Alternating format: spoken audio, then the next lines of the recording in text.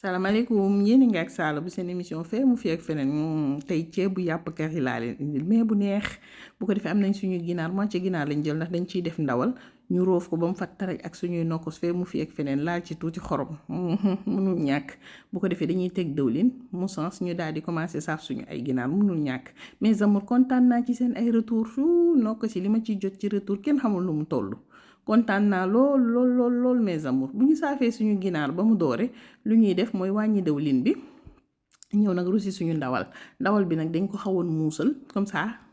ceeb bi day gaaw doo traîner bu ko defee gis nga ko pour rosi bi ma daal def soble kaani sufia yéet ak tuuti xorom daal di ciy ñëw laal kari bi c'est très important duma ci yem ma daal di ciy def curcuma kari gu curcuma couleur duma ca yem de ndax dama soxla ceeb bi jaune donc du coup dama cee dolli safran gis nga ko voilà am na ñu doon laaj ndax curcuma mooy safran duñu benn ba tey bu nekk am na turam ak lu muy jariñ ay ca bu ñu ci defee ñaari safran suñu couleur gis ngeen ko na mu génnee noonu ñu ñëwaat daal di ciy def épice poulet voilà mettez les épices que vous voulez laal tuuti poobar ak yooyu saf-safal bii nag moom jarul rosi bi di yàgg ñu koy guddal ndax soxla wuñu mu doore ndax dañoo bëgg ceeb bi jaune donc dooreel bi jaru ko ci ñu def ci nokkos fee mu fi ak feneen yu fatt tarak yooyu daal di ñëw nag daal di ñulu gis nga ko aussitôt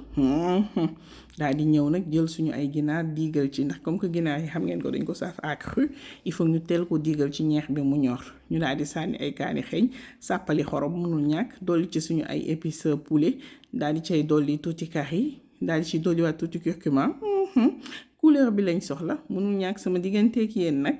waaw ñu daal di ñëw laalaat tuuti nokkos ci ruq yi fee mu fi ak feneen maa la ko wax nokkos yu meilleur yi ci réew mi maa koy jaay bu ko defee ma bàyyi sama cin di tuq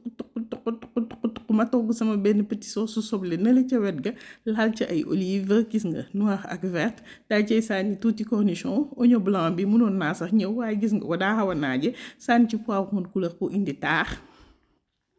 ma daal di tëj ñëw nag seppi gis ngeen suñu ceeb nu mu gaawee parce que ndawal bi dafa ñor ba pare donc du coup on ne traîne pas ma seppi ba mu set jël sama ceeb bu dijj sebet ba mu set ma tey ñëw naa sóor boo sóoree nga baaje histoire de kii bi naan ndox mi nga daal di ñëw sànni say carottes sànni sa kaani sufia pour beaucoup plus de goût duma ci yem de ma daal di ñëw tëj bàyyi sama ceeb ñor ma ñëw def benn demi jekki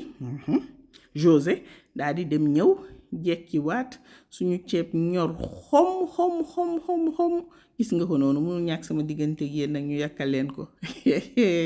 mais ceebu kari bi ceebu kari bi neex